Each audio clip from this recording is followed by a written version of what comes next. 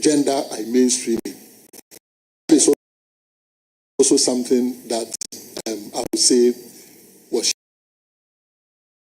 shared. Then the FOBs, that is the forward operating basis that are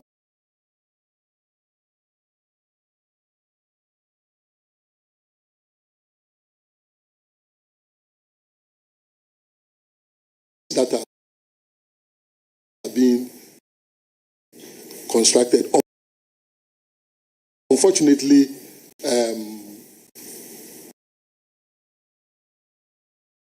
implementation has not matched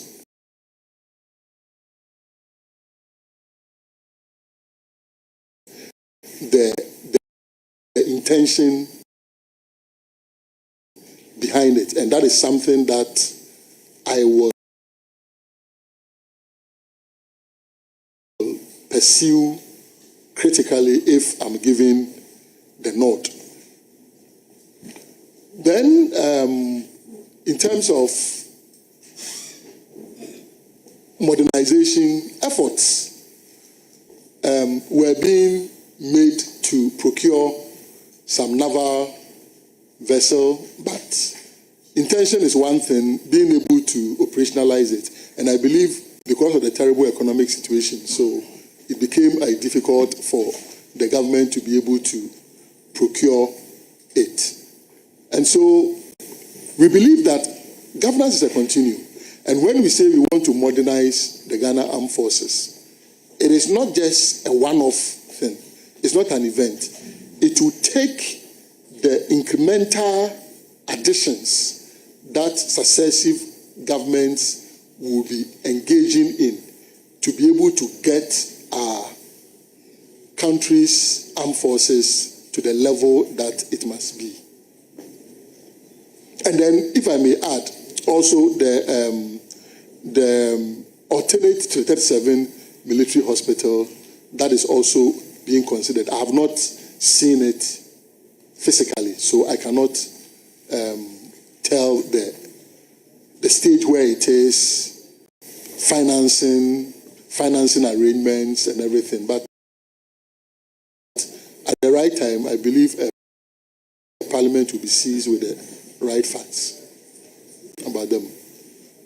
So you've outlined 7 success stories that at least the ministry has shared with you as achievement for the past 8 years. You've also said that on the terrible economic situation has affected one particular item. In fact, it cuts through. Right, it cuts through. All right. Now, in terms of our military, in your briefing, did you come across any information to the effect that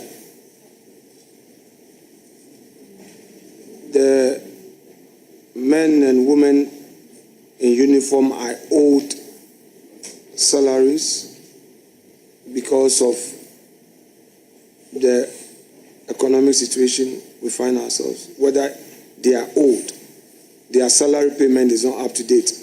Was there any such information? I didn't inquire about that. That is something that we can ascertain. Given the opportunity, would you want to ascertain and get this committee to know? I believe this is information that Parliament even will have much more power to derive it than a minister designate. It is even out of courtesy and in advancement of our democracy that a ministry will entertain a minister designate. So if Parliament wants to know whether there are salary arrears regarding the military, it will be good for Parliament to request. fortunately, there's a finance minister in place. Maybe through that channel, you'll be able to have good responses. Honorable nominee, you are the sector minister designate. You've received briefing. And obviously, the income, the salaries of soldiers, such a critical thing, is not something to be taken for granted. I'm saying that, don't you think that if November or December were to be outstanding, you would have been told in the briefing?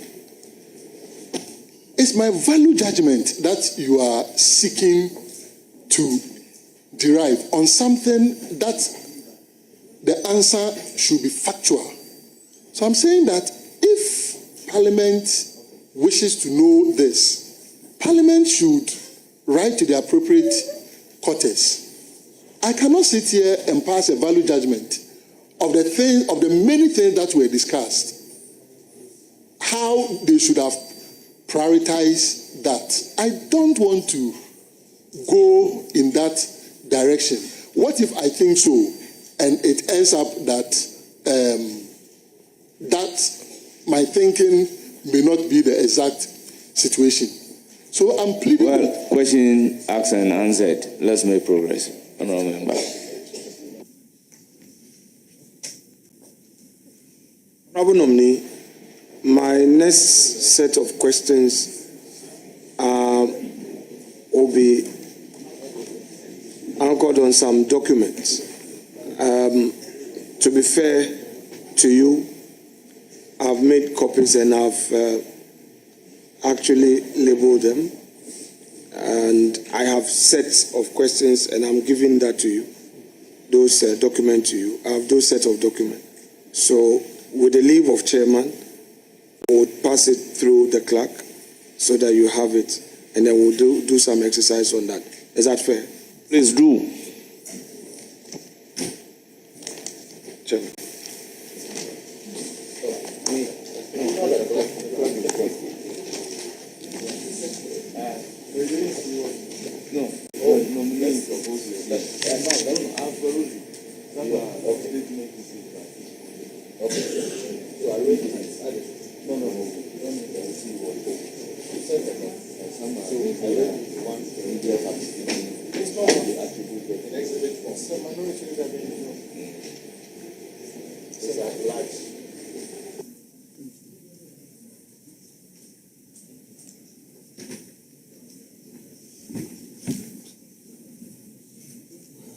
So, Honourable Minority Leader, you will do us a favor, the particular one that you are referring to. You draw the nominee's attention to it so that he can also be on the same page with you. Thank you very much, sir. Thank you, Chairman. Let me read them. Let's. I've numbered them, please. Yes. If I can read them. Okay. Please, let's deal with number 6, please. 6.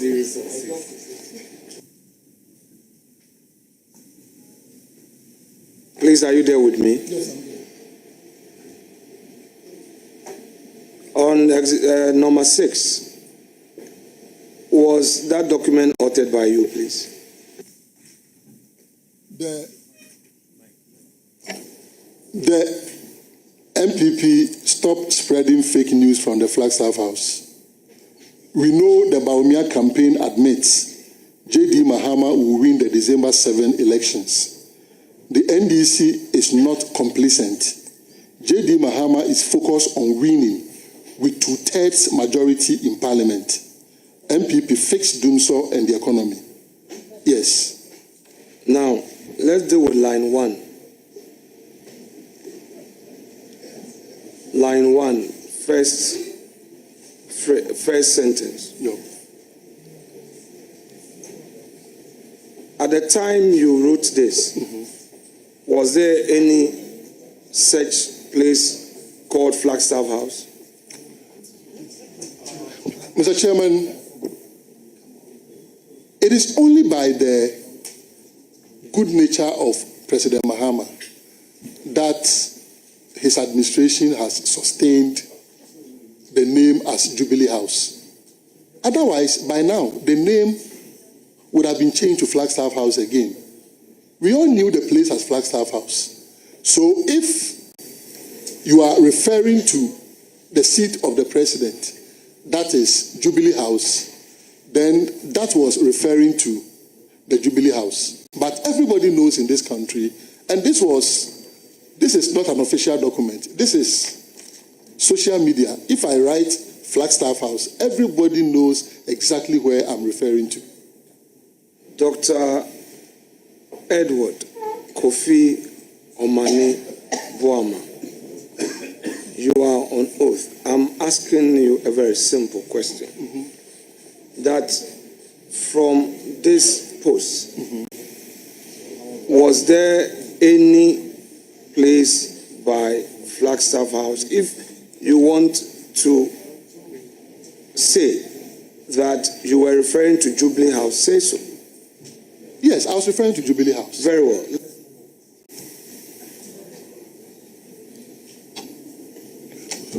Mr. Chair, but isn't it interesting that the 2/3 majority in Parliament,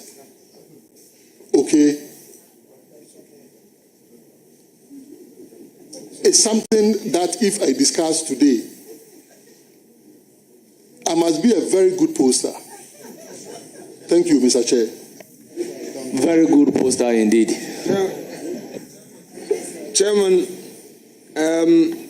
if you are encouraged by what the nominee would want to veer into, and I take him there, don't again say that time. I have asked him a very simple question, and I've moved away. If now that is the style of the nominee, there's no problem. I would want us to get in there. Well, I don't really mind the invitation.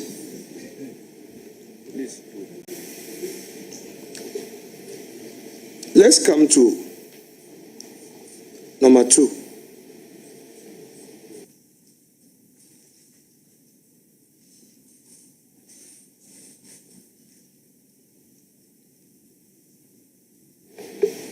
Read for me the first sentence.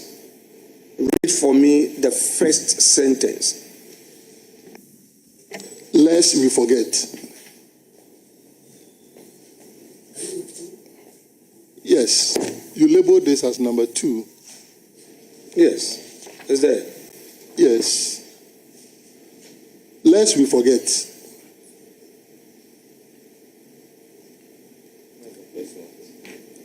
Move to the second one.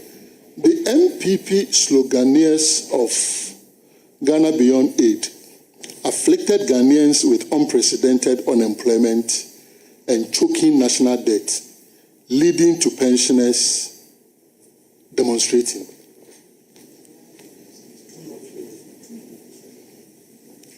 Yeah. Do you stand by that? True. I stand by it. Very well.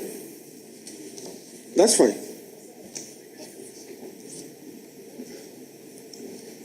Did you author criminal MPP collaborating with some criminally minded officials? Which document are you? Still on 2. Unfortunately, I don't have that here.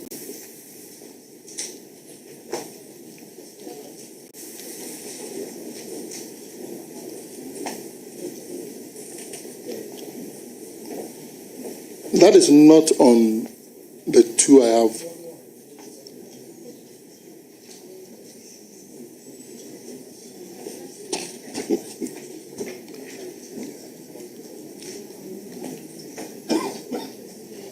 Okay, so I think I have this. So the 2 are, then let's name 1, 2 alpha, 2 beta, so that we can have different 2s. Because I have 2 of the 2s now. The one that was just brought to you, let's focus on that one. Yeah. You identify that as your document, a document that you authored. Yes. Read for me the first paragraph or first sentence. Criminal MPP collaborating with some criminally minded officials to register minors in Ashanti region. A minor with Ghana card. First sentence. That read, criminal MPP collaborating with some criminally minded officials to register minors in Ashanti region. Do you stand by that? That was a report I received, and at that time they even sent the photos and the NIA card of the minors. It was during the registration exercise. It was our team that were going around that brought the report. Mr. Chairman, there is no way I'll put out information that is not coming from a credible source. At best, that a credible source may get it wrong. But in this case, they sent the images of the Ghana card and images of the children to us. That was it. Because I have always maintained that there is always so much that you could use against your opponent, particularly the MPP administration that just left office. So there's no need to dabble in rhetorics that could not be verified. I was the very person who pursued for 7 months the chunk of ballot papers that were arrested on the 7th of December. I have the evidence how I authorized the operation the 6th of January around 10 p.m. and how I finally authorized the operations around midday of the 7th of December. And it proved to be true. So I'm saying that I will never concoct something. Never. Please, you've answered the question. Any further question? Did you verify the supposed information to ascertain its authenticity prior to authoring what you authored? Thank you very much. At that time, we had all, with great effort, demanded even NIA to even publish district by district issuance of Ghana cards. NIA wouldn't budge. Where was I to verify this from? If your officers on the ground have sent you the evidence that this is Ghana card, a minor that is being registered. If I could have any other way of verifying, why not? I would have. But I had no doubt about it. And I'm saying that all the sources, including theft of biometric voter registration kits from the headquarters of the Electoral Commission, I got them from sources. Honorable nominee, the question has been answered. Let's make progress. Honorable nominee, try as much as possible to avoid repeating the answers. Just go straight to provide an answer to the question. Thank you. Thank you. Thank you, Chair. Doc. Lawyer. The criminal NPP, that statement, if somebody, MPP, does not operate in name, MPP operates through individual party members and leaders. In your earlier answer, trying to justify what you wrote, you said, among other things, that your officers on the ground gave you some feedback and you had no reason to doubt them. Were they able to provide you with names of individuals who, according to them, were involved in this criminal act? Yes, at the time they did. It's unfortunate, I mean, like we all do, I cannot trace back to get those details. But if my memory serves me right, I can even mention the particular constituency where that thing was taking place.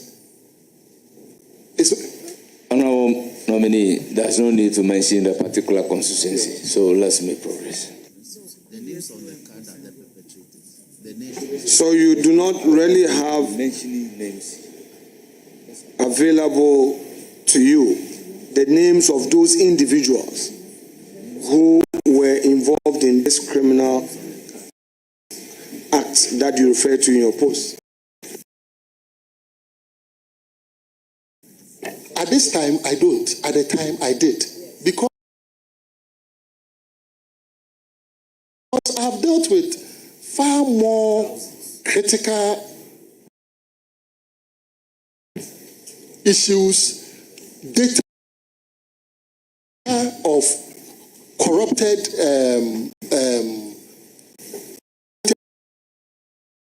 register files and all those things. At the time, I did. At this time, no. And we go to 3. Is this 3? Yes, please. Thank you. Has it been marked 3? Yes, it's been marked 3. What is the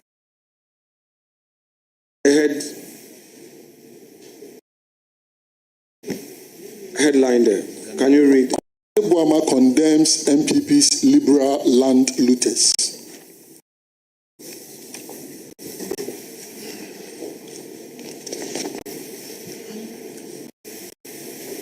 Did you write that NPP had looted state land? Did you write that? Yes, I did.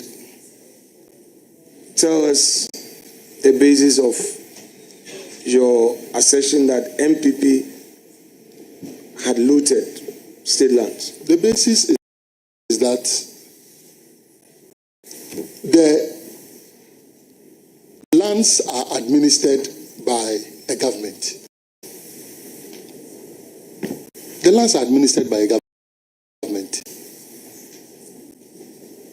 And from the narration of the people who were trying to take possession at 2 a.m., they had claimed it was theirs. Who else can give the land to them apart from the government of the day?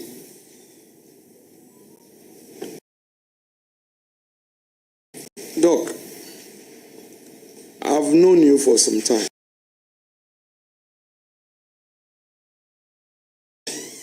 Very long time.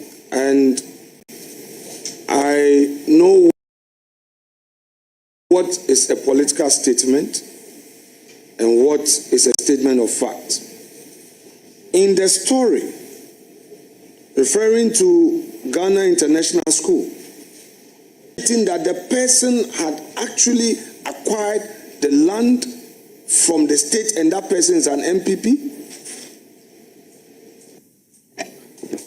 I think you are, no, but I think you are taking it as when we say a land looter, It is just the one who is going to benefit from it.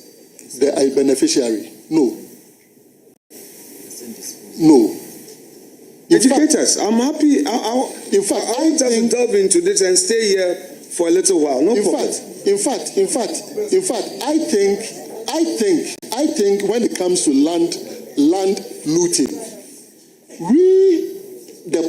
the politicians in office who sit and allow this unconscionable enterprise to happen are more looters than even those who benefit from it.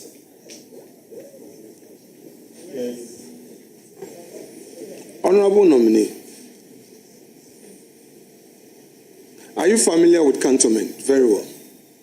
I've lived there for 7 years, so I should be from 2010 all the way to 2016. Yeah, so 2016, 2017. So I'm familiar with cantonments. Are you familiar with how land transactions between the state and private persons take place? Are you familiar with it? I don't know the extent that you are alluding to, so I will not be able to say yes.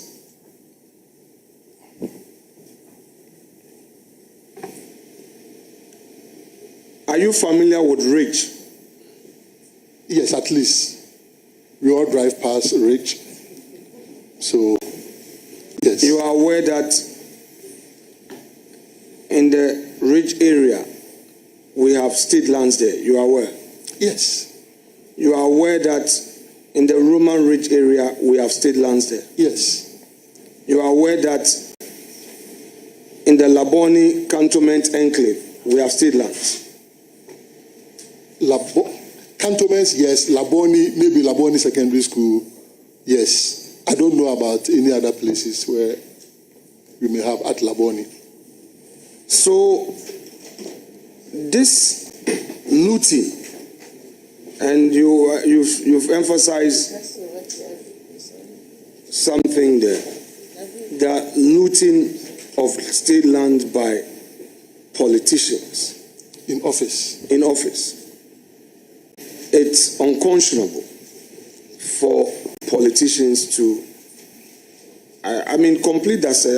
I just wanted to provide. I'm not sure I'll be able to evoke the exact words, and since I'm under oath, so maybe the table office can get that.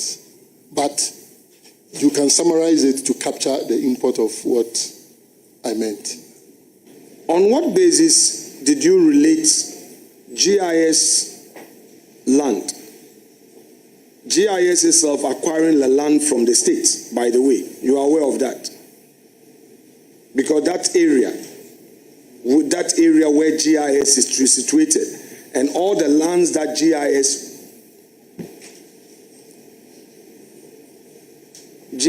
as an institution owns are state land that GIS has acquired. Do you know that? I don't know that as a fact.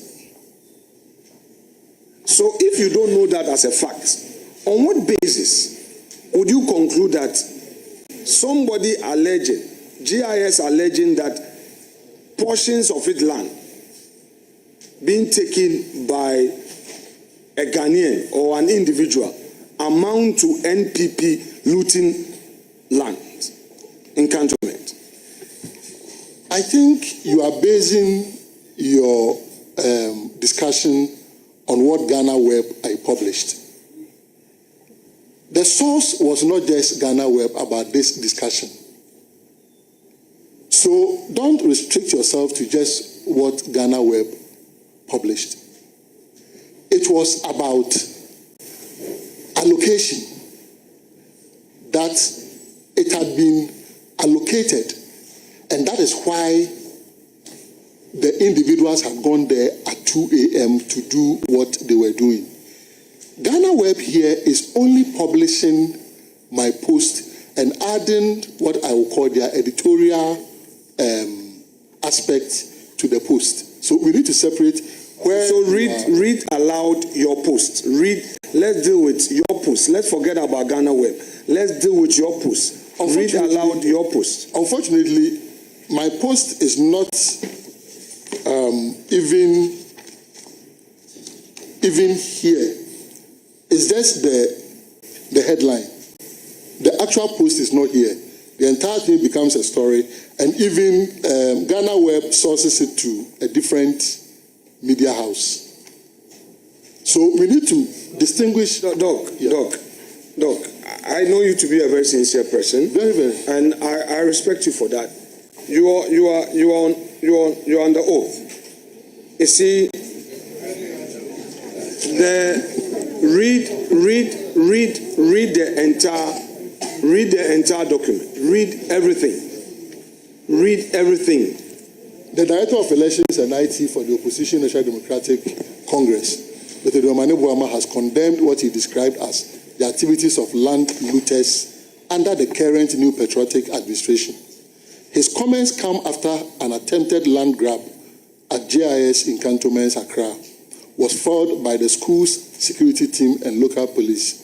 Mr. Boamah, in a Facebook post dated September 5, 2024, praised the school's management for standing firm against what he termed liberal land looters. The incident reportedly occurred in the early hours of Saturday, August 29, 2024, when a tipper truck loaded with sand arrived at the school property's gate at around 2 a.m., attempting to dump its load on the land.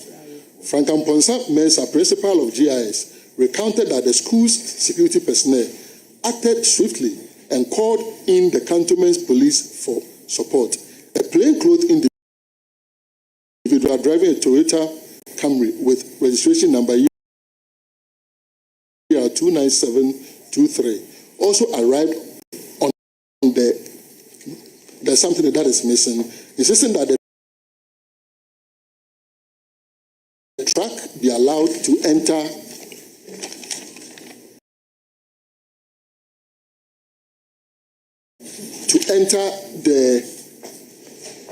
that is also missing, but they capture everything here.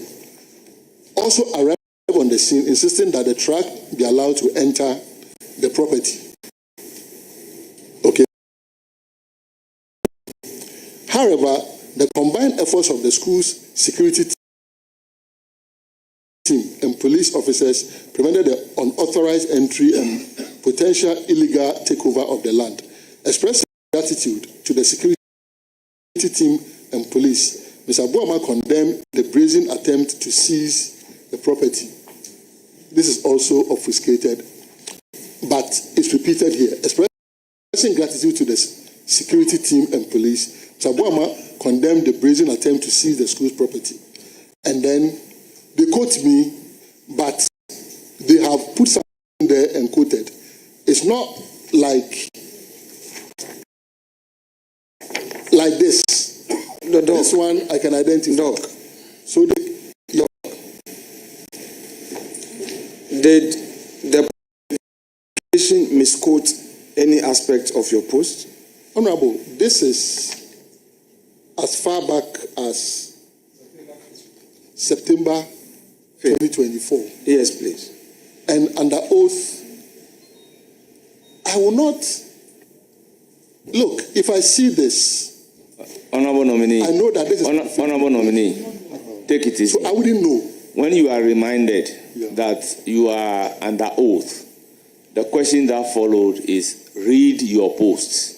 And your response was to the effect that this is not your post. No, this is not like my Facebook post. So now, what I will want to do is that if the Honorable Ranking is having your post that he wants you to read, different from what they have written, somebody has written based on your post, then he can also read your post louder. No, the thing is, if it had come, let's say, if this... Yeah, I understand that this is somebody's story based on your post, but this is actually not your post. I wouldn't be able to tell if what is in quotation marks Yes. All of it Yes. is attributed to me. To you. But this is not your post. That is why I'm saying that if he by chance have your post as a result of which this publication was made by another person, then he should be dealing with you regarding your post, but not what somebody has written based on your post.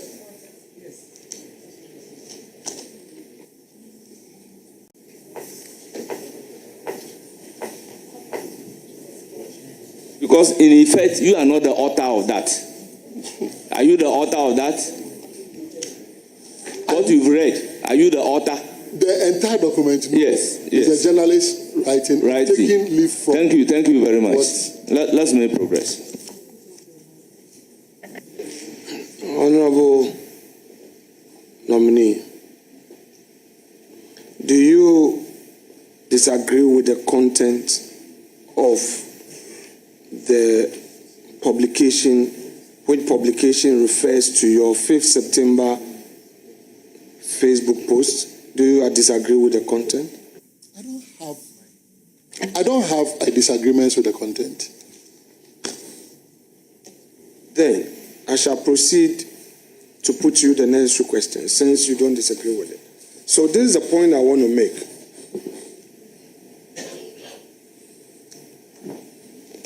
The issue between that so-called claimant to part of the GIS land, the issue between that claimant who was claiming part of GIS land,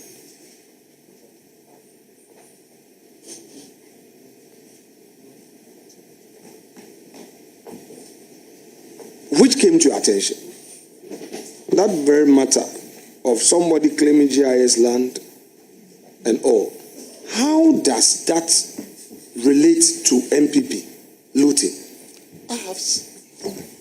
Thank you very much, Mr. Chairman. I have said here that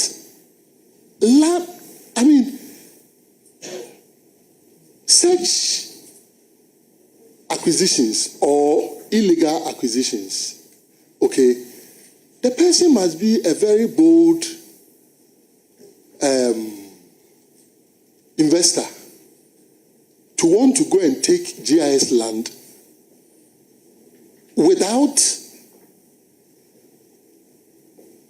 some authorization. But if for the purposes of today, you want to say that because it was a private person going to take GIS's land, so I should not have linked it to the MPP, I can understand you. But we can always get to the bottom of this matter to know who that person is and whether the person was even acting on behalf of someone, and know the processes that led to that bold invasion of GIS's land at 2 a.m. So I can understand what you are saying, that the person is a private person acting on his own without any authorization from any government, without any documentation from any government, but the person just went and decided to take over part of GIS's land. If that is the view that is being expressed, then I agree with you that I should not have added MPP to it. Especially so, Honorable Nominee, when the person moved in at 2 a.m. But when you are dealing with a matter and your respected friend or brother sincerely proceeding in a path, you don't litigate. And I would say that your honest admission that it was inappropriate to have linked MPP to it, I would not pursue. No, some of your guests are participating in this process, so let us spend a little time there. Chairman, Honorable Nominee, do you concede that the subject matter resulting in your post was inappropriate to the extent that you linked it to NPP? Mr. Chairman, I have said that for the purposes of today's discussion, today's vetting, and I use if it is the case that the person was just a bold investor without any authorization, decided to invade part of GIS's land, then I should not have linked MPP to it. But this is a matter that I will pursue to know the root cause of this particular boldness, because I know capital moves in directions where its peace and security will be assured. So I'll be very surprised that an investor would do such a thing, but it's possible. So why not? Let's go by the scenario that you have set. If that is what it was, then I should not have linked MPP to it. You would agree with me that at the time you put out the post, you did not verify the source of the person's claim. You would agree with me? Honorable Chair, Honorable Minority Leader is in opposition. And even when you are in government, it's very difficult to verify. Even when your party is in government, it's very difficult to verify some of these things. So it's a good position that you are taking. However, considering the circumstances at the time, where was I supposed to call the Honorable Lands Minister then, or the Executive Secretary of the Lands Commission, or the Land Title Registry? Who was I to call to have a fair response?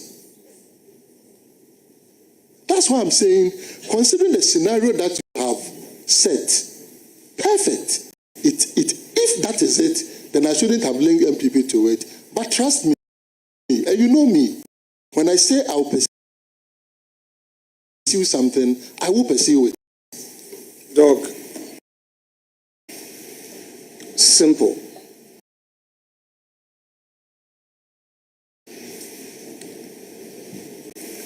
At the time you put out your post, you did not have evidence at your hand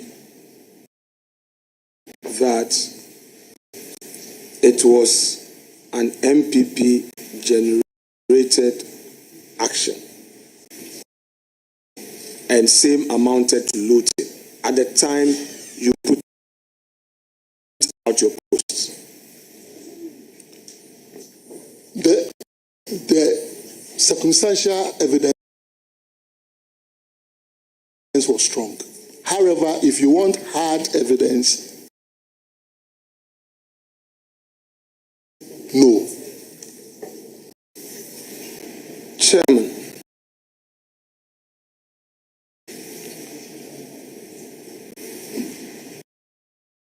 Honorable nominee says that to verify is normally difficult.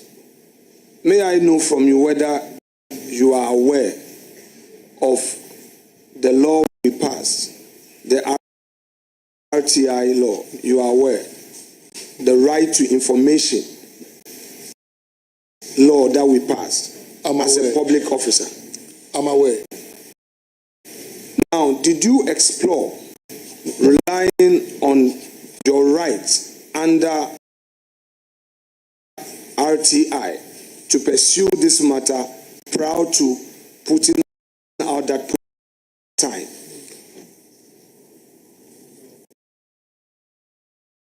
Honorable Leader, the nominee is not a lawyer, so you should find out from the nominee whether, having realized that law, he knows any right available for him under the law.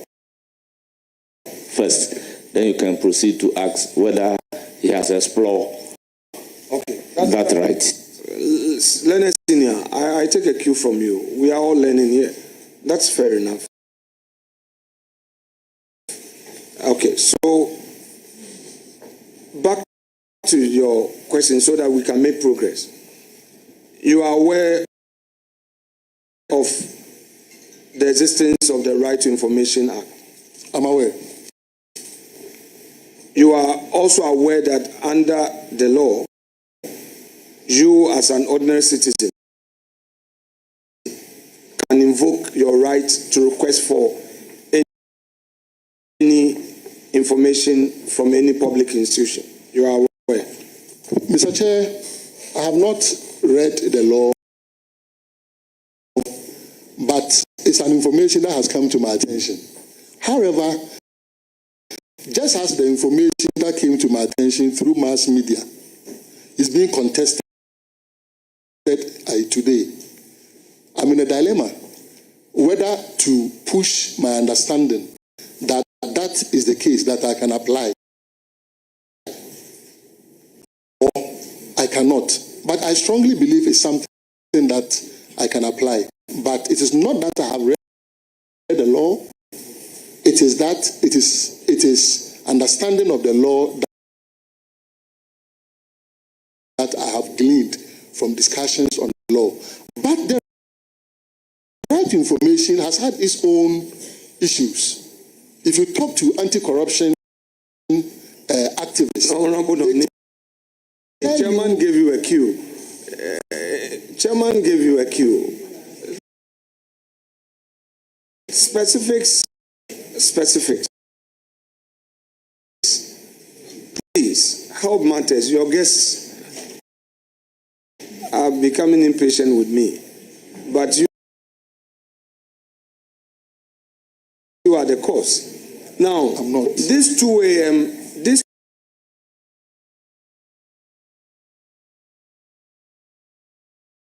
2 a.m. intruder, whose action has resulted in this huge post. Did you the 2 a.m. the claimant today, the one who sent a tipper truck to the GIS land? That's the reference point. I'm coming back to a question there. You did a post based on an individual sending a tipper truck with gravels to be poured on GIS, a portion of GIS land, which through the vigilance of the security, the person was not successful. Question: this very person, did you get to know his name prior to the posting?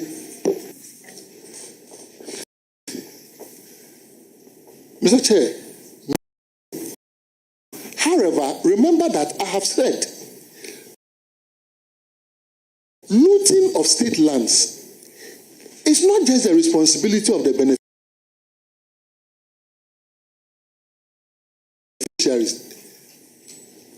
It's a process.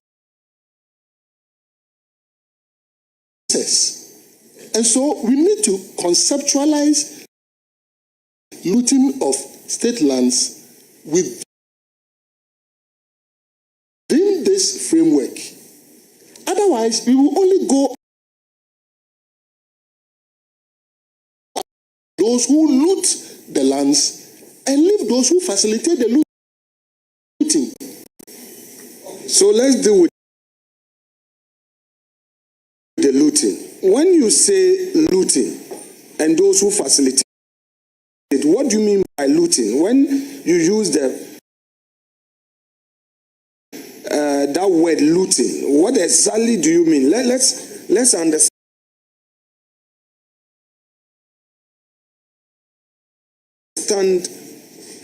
it in its ordinary context.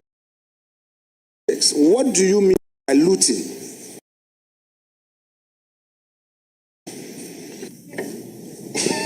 What I mean by looting of state lands is several. One, that practice, which today has left many civil servants trekking longer distances to ministries to work because politicians, under the guise of all kinds of policies, in failing this, that, sell state lands to individuals, some in public office, some retired, some business people, and sometimes even at very ridiculously low amounts. It is one of the variants.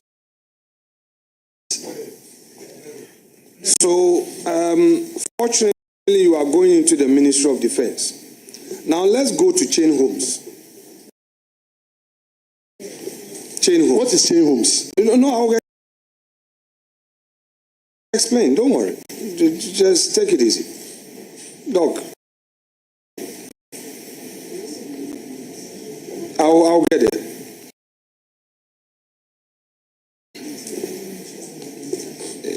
Chain homes. That estate at Chado,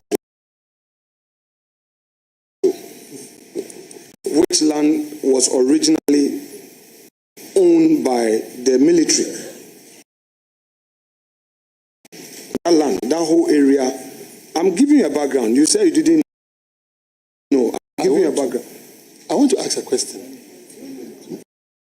No, you can't ask. I'm laying a foundation. I said something and you wanted clarity. So let me help. I'm saying that Chado area where chain homes, that estate is currently situated. Just by it, you see the military cemetery. I'm saying that whole enclave belonged to the military high command of this country. I'm laying a foundation. And as a result of this loot you are referring to, a private citizen with a registered entity acquired it from the state. At the time they were getting on the land, the military stopped them several times. Severally, they were stopped. Then eventually, they had access to the land. And they built that estate. Would you, as Minister of Defense, be interested in how this land was acquired from the military? Because the whole enclave was estate land. Would you be interested in finding out how the land was acquired by this entity to develop it into this first-class estate facility? Thank you very much, Mr. Chair. I'll be interested in knowing every military land that has gotten into private hands. But what I want to know is it the case that chain homes enclave was owned by the military? I believe with your blessing, when I get there, I will be able to know whether it was owned or if a leader can also assist subsequently with what the components of the ownership is. That will be great. Thank you very much for your answer, Leader. Let's proceed.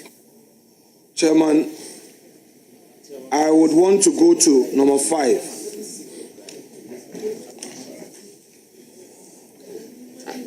Chairman, let me seek your guide in this matter. Chairman, with all due respect,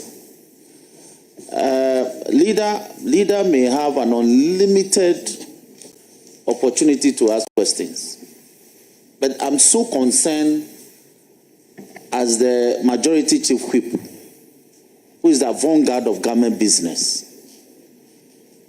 The ranking member cannot take 3 hours to ask his questions. So if he says that he will continue tomorrow, we have to go back and come back tomorrow. There must be a limit to what he's doing. In any case, we have 4 other nominees who are waiting. So as the government chief whip, I am so concerned about the procedure it's adopting. It is affected on the floor. And the government business is affected. You are supposed to lay a report. Because of this, you are unable to move. And the 7th report is in abeyance. And we are allowing the ranking member to go on and on, the people's address and all that. So Chairman, can we have a guide that when the ranking member has the opportunity to ask his questions, can he have 30 minutes? Can he have 1 hour? Can he have 2 hours? So that when that duration is exhausted, we can make progress. Because where I am sitting, the calls I'm getting from my government and the party is I'm under pressure. I'm under pressure.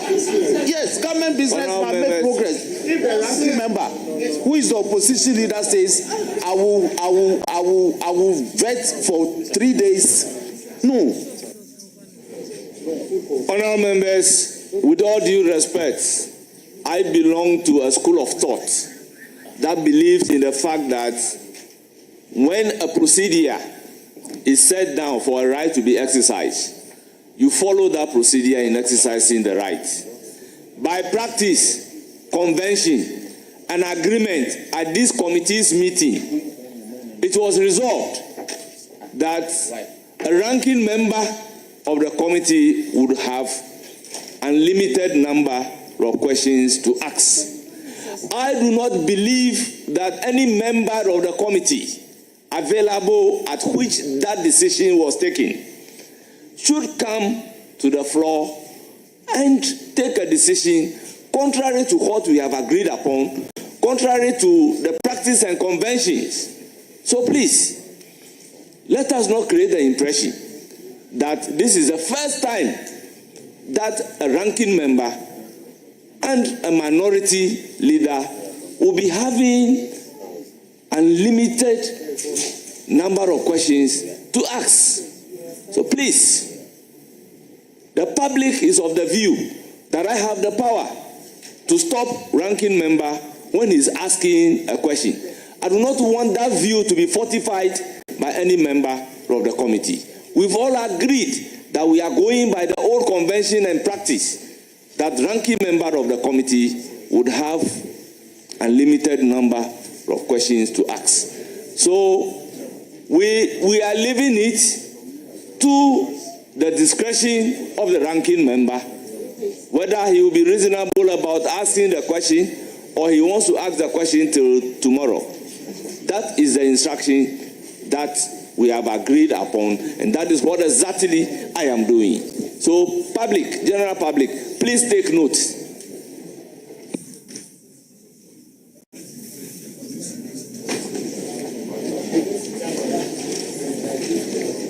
Thank you, Chairman. Honorable nominee, may I inform you that you can take a break to use the washroom, take water, get a snack, and would accommodate you. It's your right. We, Honorable Ken Oforiatta, had 2 days of vetting. And in between, he was allowed coffee break. He was able to take some break and came back and all that. So that was it. Mr. Chairman, I think that honorable ranking. So you don't have the floor. Chairman, you see, This is a house of records. Mr. Chairman, this is a house of records. Honorable Feli, you don't have the floor. You are not a member of this committee, so you don't have the floor. The facts. As a former member of this committee, Honorable Feli, there was a reason why I will not agree on this disorderly behavior. I don't want to invoke the necessary orders. Yeah, I know.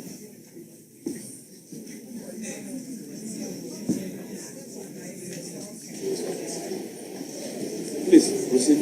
Honorable nominee, please kindly have a look at number 5. Number 5, please.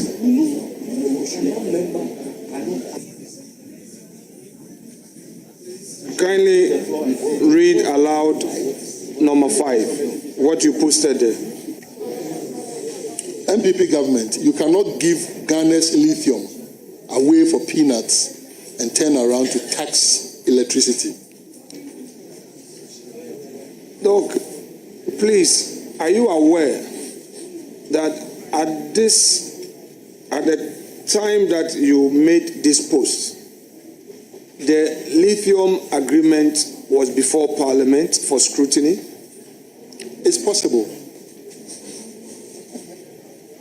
It's possible. I won't contest it. And I am, at the risk of being immodest, suggesting to you that in fairness to the government, this was most inappropriate to say that the lithium, Ghana's lithium, was being given away for a peanut.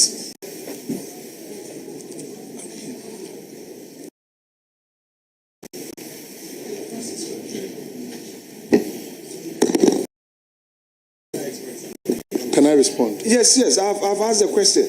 We differ in opinion. For instance, if I'm to go into what we can use lithium for, okay?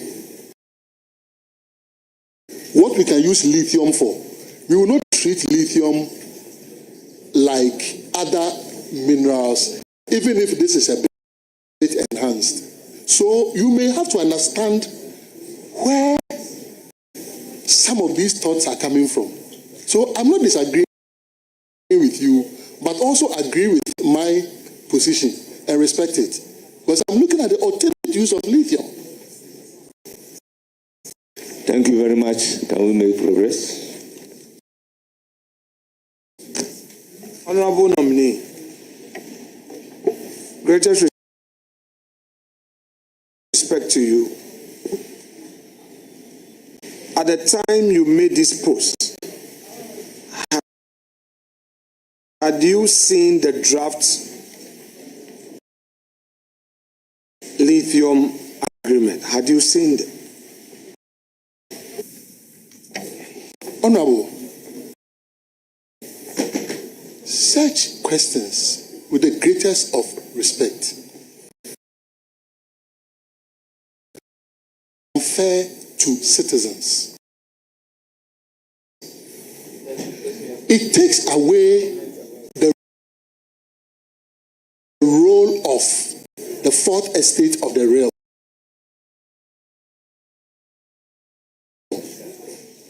Unless we are to say that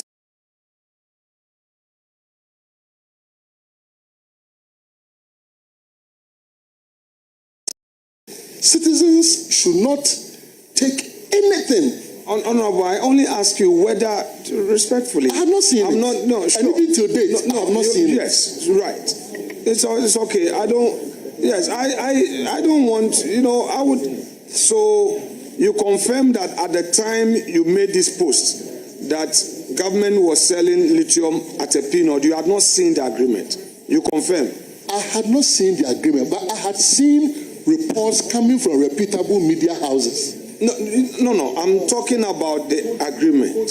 You had not seen the agreement. Chair, I've answered that, and I suggested that I have read reports coming from reputable media houses. Which media houses did you read their reports? Which media houses? It includes the multimedia group. The multimedia. Did you read it on their website? Mr. Chair, I'm unable to recall exactly what happened like 2 years ago. This was... Thank you very much. Or like about a year ago, exactly where I read. Thank you very much. You've answered the question. Please, let's make progress. This is another document. Yes. The one that you didn't have there. Because I saw it to issue.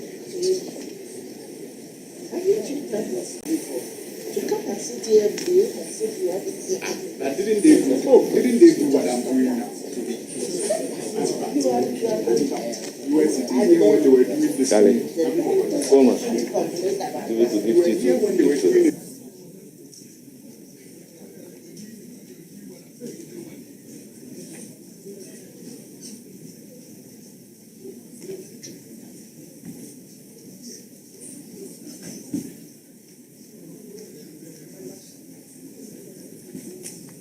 This is number...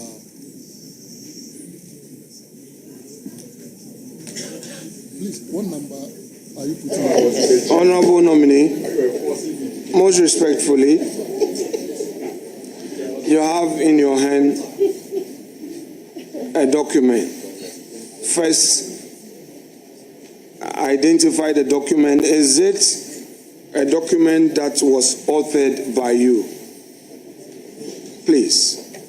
Mr. Chair, Honorable Leader is back to the GIS land. Because at the time, Chairman, I took a cue from Chairman that because it was a media reportage, it would be fair for us to get a source document, which you yourself said it wasn't a source document. So there's a document in your hand. I just want to know from you, first of all, whether this was a document authored by you. Honorable, Yes. you see, we need to distinguish between posts like this, which I can see my profile on and everything, you understand? As compared to something printed on this, you understand? And to expect me, after several months, to say that page 1, page 2, Okay, it's a document. that's okay. It's very unfair. Doc, that's okay. That's okay. Doc, please, the document in your hands. Which one? The one I just gave you. Okay. Doc, be patient with me, respectfully. I'm very patient. Yeah, sure. So, and I thought, no, we'll relax. Mr. Chair, if you permit me, I thought we had settled on this matter. That if his view is that this was a very bold investor who had no approvals from government, just went in and decided to loot part of GIS's land, then if we are to go by that, then I should not have linked MPP to it. But I said I don't believe that kind of situation is the case. And I promise here that I will investigate it as a citizen of Ghana to get to the bottom of it. So I felt we had settled this matter about GIS's land. His scenario, I conceded that if his scenario was the case, then I shouldn't have linked MPP to it. Chairman, with that explanation and clarity, I would not pursue your post-verbatim. No, Doc. I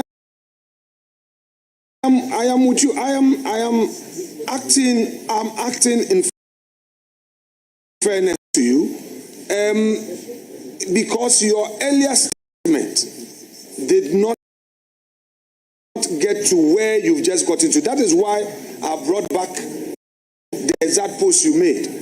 If that is the position you've taken, Table office. Chairman, if that is the position, then I will not pursue that document. And I'm being very fair with you. Very well. I'm just being very fair. If that's the concession you've made, then we don't need to pursue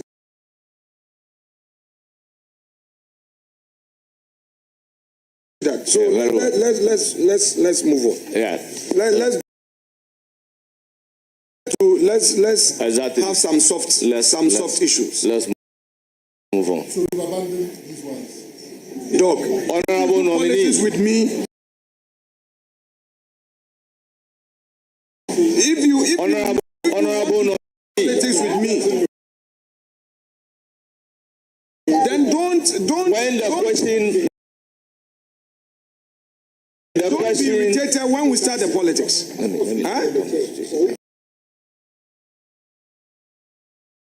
I am here. Honorable nominee. You want to do party? The question asked, you answered. That is for some time. It's not a direct post where you will be able to see the document and admit that this is my post. So therefore, you have a difficulty accepting whether this is your post or not. And the questioner is saying that if that is your answer, he wants to abandon any further question on that and proceed on another angle.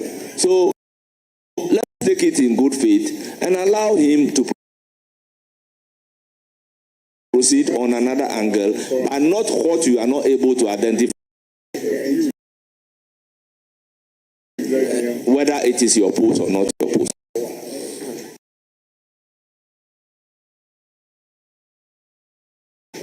And let me remind you on a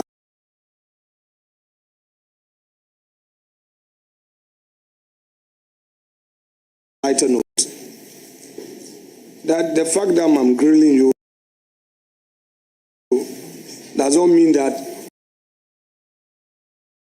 when you get there and you are supposed to give protocol allocation, you deny me. I'm telling you. You cannot, because yes, there is, and committee members benefited. Yes,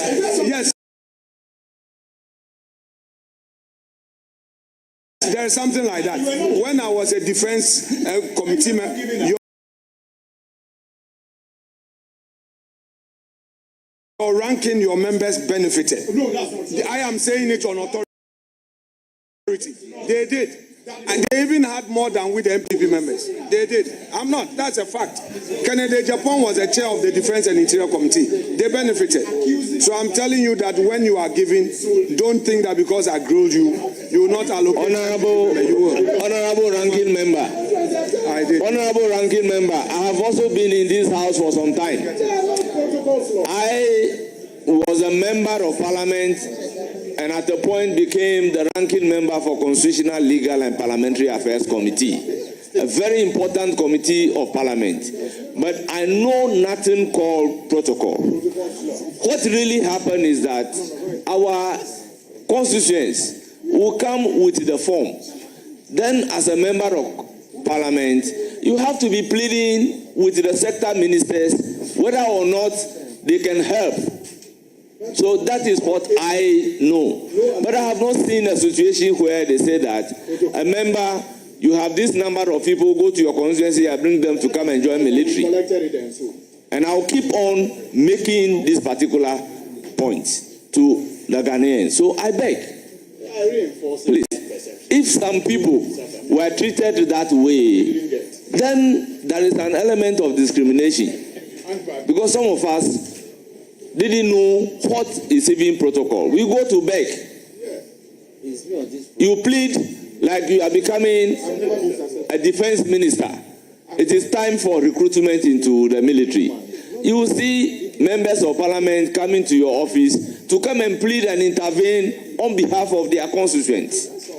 But you won't tell them that, oh, I have 10 members, go and bring them automatically to come and join the military. That is not it.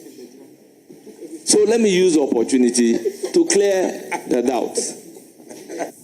Thank you very much, Mr. Chair. recruitments and enlistments will follow the rules of engagement strictly. You have my assurance.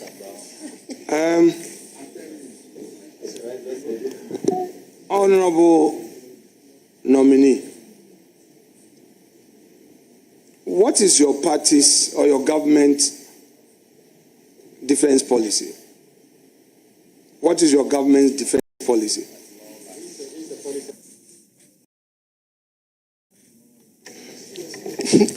To ensure a safe, peaceful, and prosperous nation that is respected among the Committee of Nations. Do you have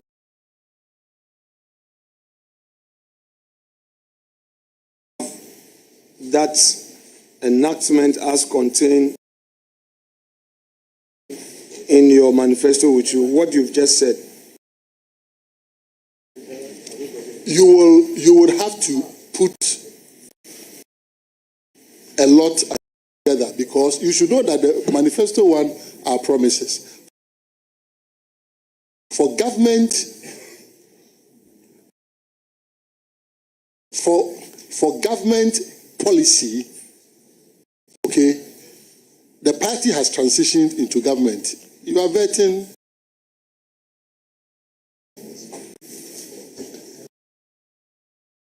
the minister designate.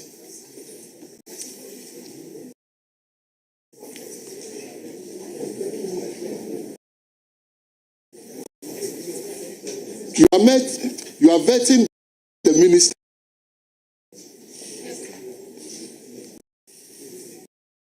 You are vetting the minister designate. And actually, the defense policy document is as old as 2012, thereabout.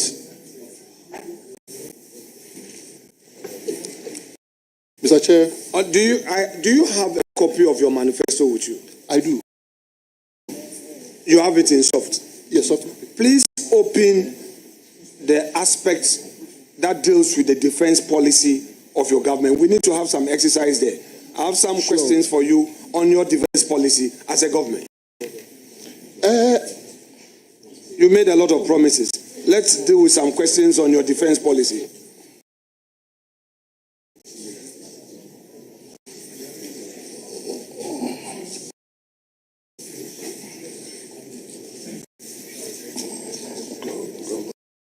Public safety, 148.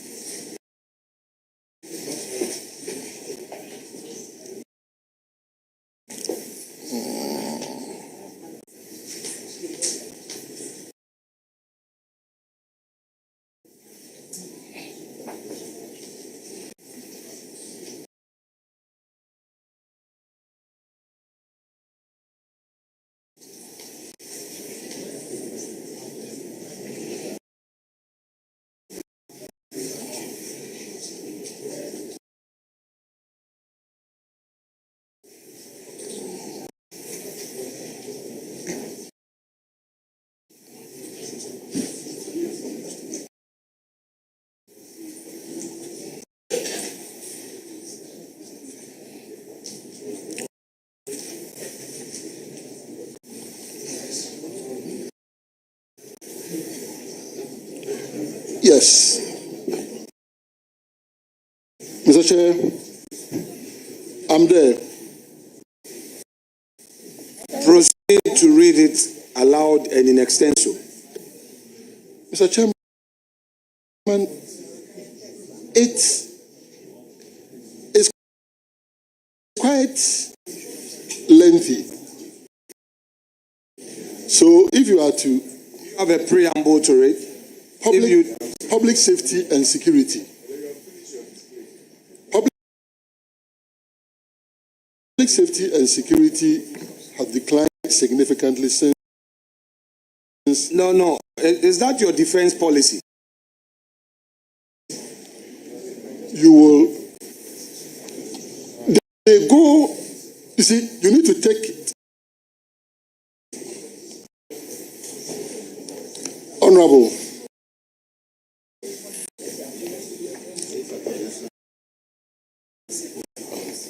Honorable, you need to Preamble to your defense policy. So you want the Ghana Armed Forces? Page what? I have your defense. I have your. Wait. I have it here with me. Wait. Exactly. So that's why I took it from 6.4. If you want Ghana Armed Forces, it's 6.4.7. Momento.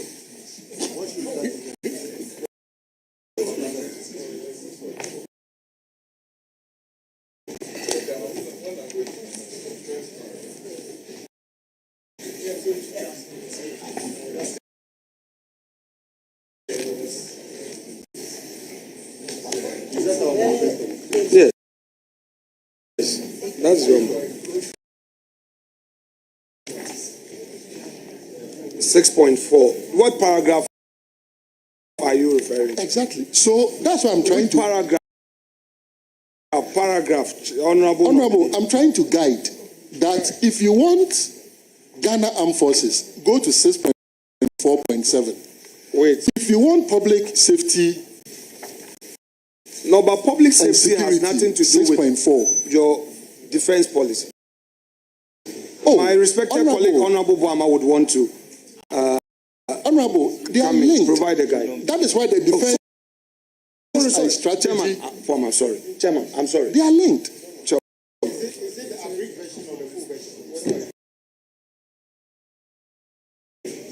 This is the full version. I have the full version, Chairman. Sorry. Let me hear Honorable Boamah.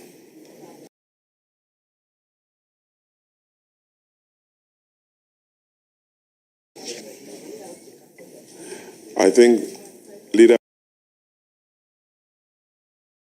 wants to end, but wants you to look at the preamble to the entire security architecture. That is 6.4. It talks about the retooling, professionalism. That's short paragraph. I'm sure from there you go to the police, fire service, armed force. We've read your manifesto, so we understand it. Yes, so that is why we know the paragraphs. That's why we directed you to 6.4. So that's all.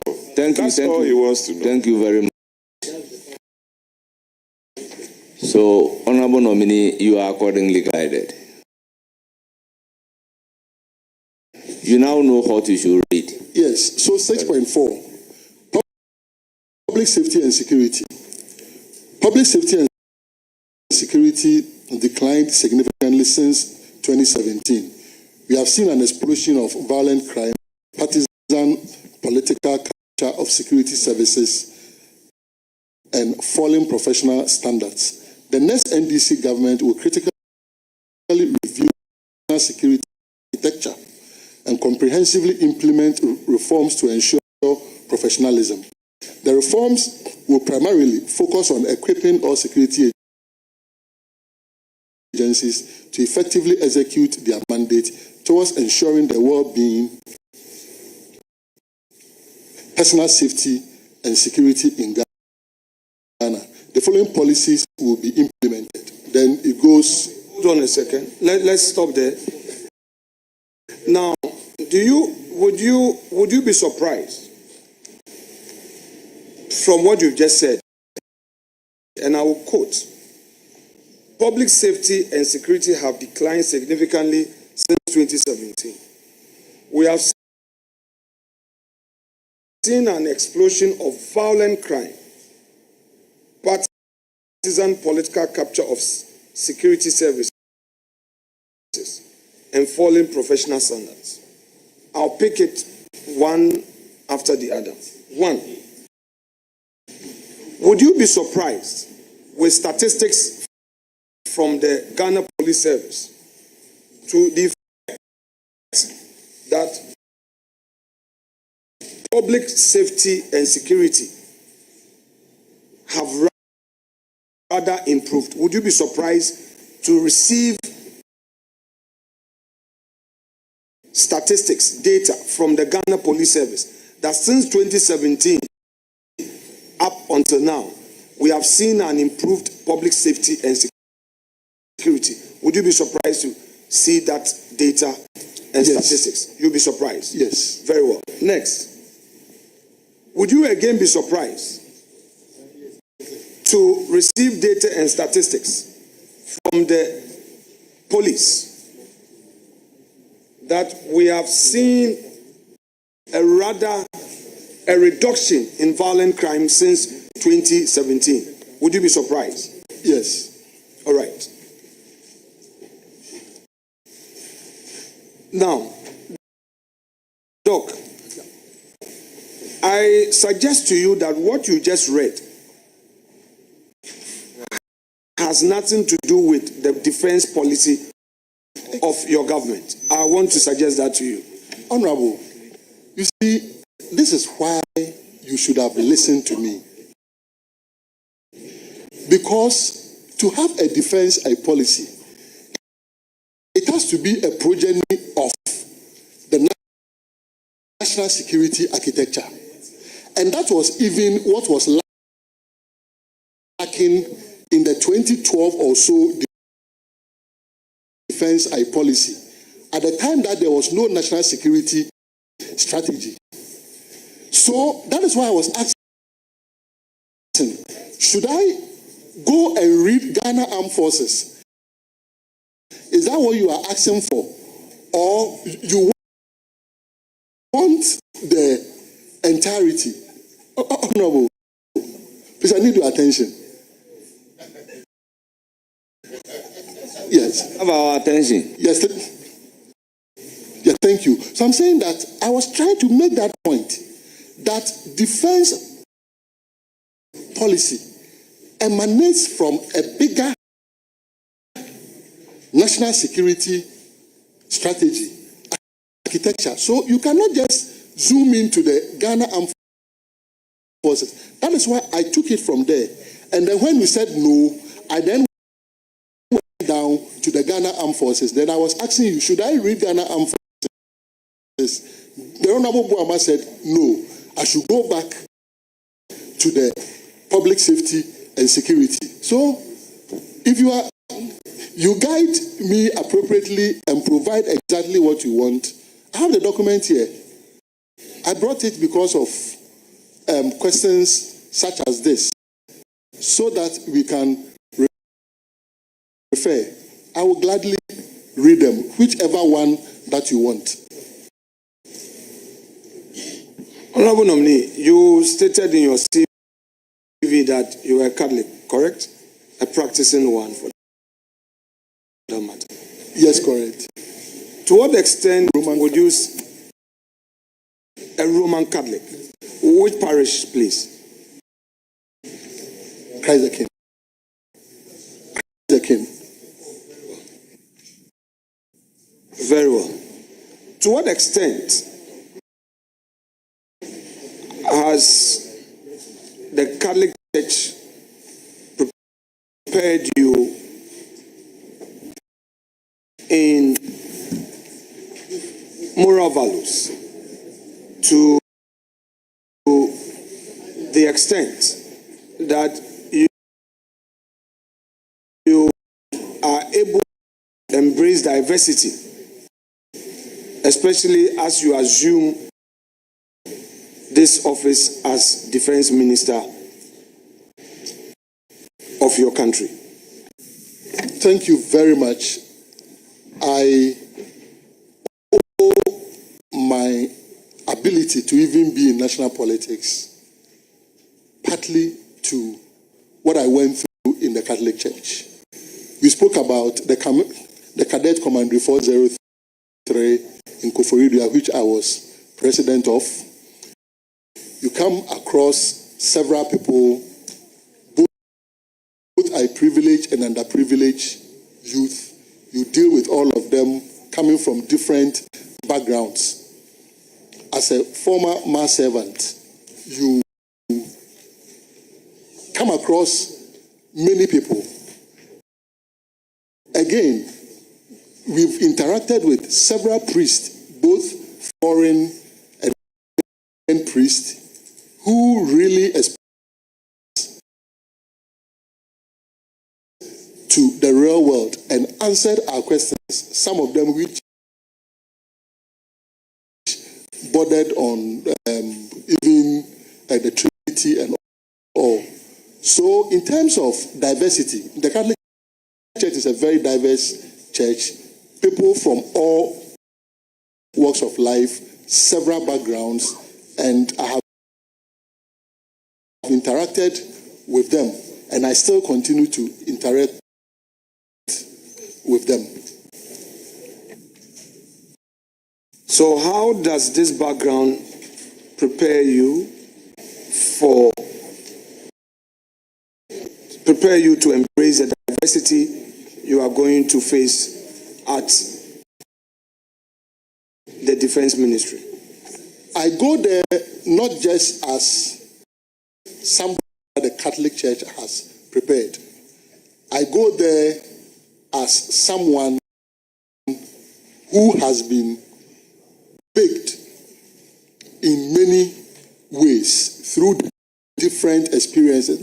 My work with the military, medical practice, other political engagements, and everything. So it is holistic. The values that we've been taught, the Christian value of tolerance, is also something that leads me, and I believe that even people who deliberately will decide to take me on the rough road, they believe that he's very forgiving. So he's likely to forgive them. That is why they continue to do it. So I'm going to the ministry as a very tolerant person, somebody who believes in the doctrine of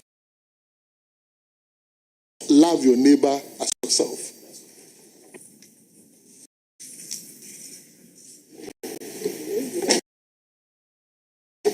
Of course, your faith is well founded. Very, very. Extremely.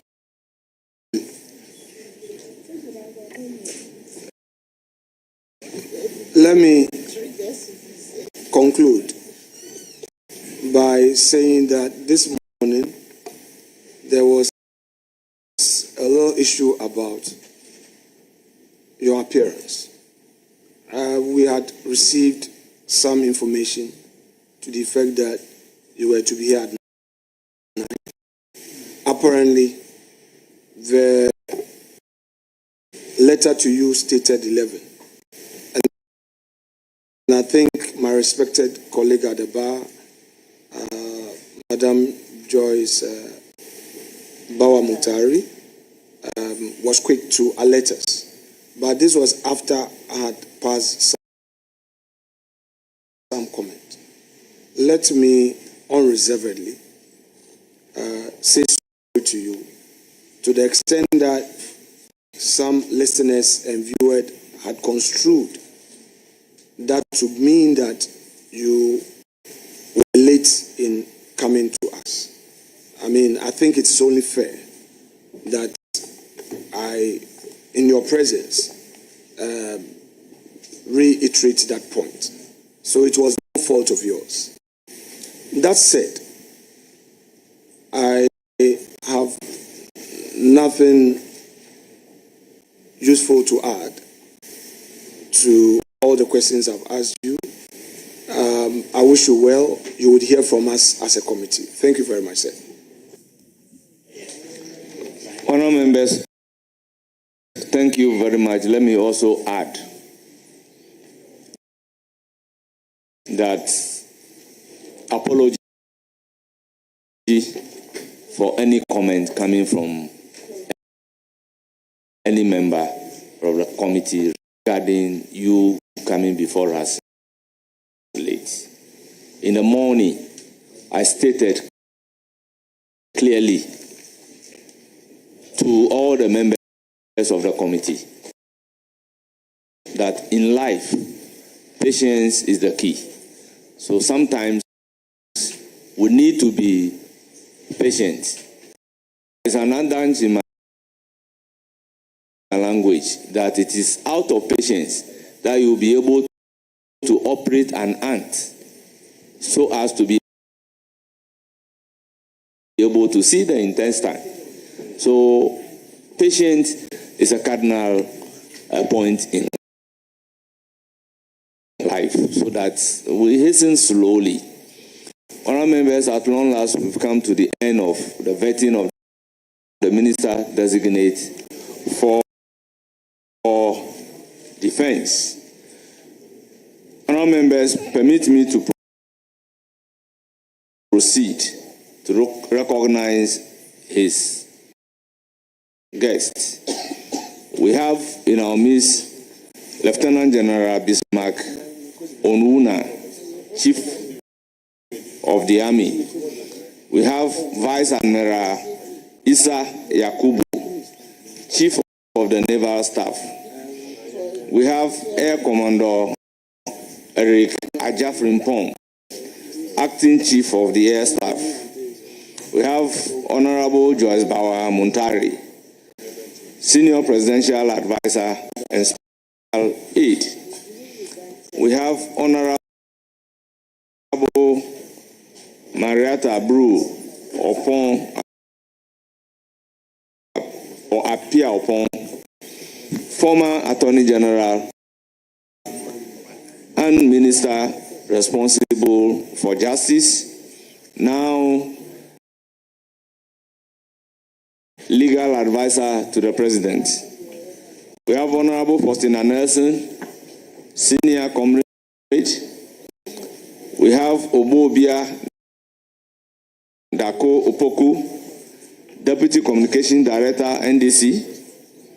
We have Madi Jibril, Deputy Election Director, NDC. And we have Tanko Rashid, Deputy Election Director, NDC. We have Regional Chairman, Ashanti, Upper West, Western North, and Eastern Region. And we also have Honorable Dr. Komna Dufo, former Minister responsible for finance. You are all welcome.